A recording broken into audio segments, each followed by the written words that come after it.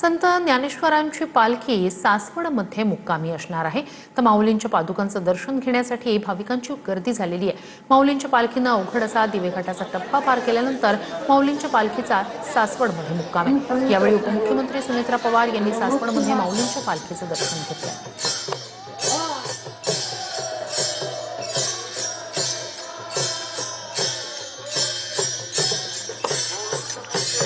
जगण्याचं पसायदान शिकवणारे संत ज्ञानेश्वर महाराज यांचा पालखी सोहळा सध्या सासवडमध्ये मुक्कामी आहे। आपण बघू शकतोय की भाविकांची अगदी सकाळपासूनच भली मोठी रांग जी आहे ती दर्शनासाठी या ठिकाणी आपल्याला पाहायला भेटते।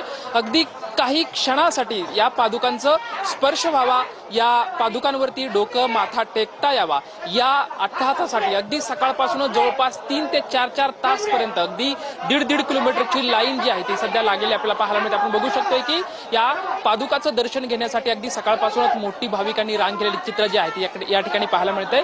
संत ज्ञानेश्वर महाराजांचा पालखी सोहळा जो आहे तो सासवड या ठिकाणी मुक्कामी आहे आणि कालपासून आणि आज ही मुक्काम तर उद्या ही पालखी जी आहे ती जेजुरी अर्थातच मार्तंड मल्हारीच्या नगरीमध्ये या ठिकाणी दाखल होणार आहे। कॅमेरामॅन विकी चव्हाण सोबत लक्ष्मण दादा, टुंडन मराठी, सासवड।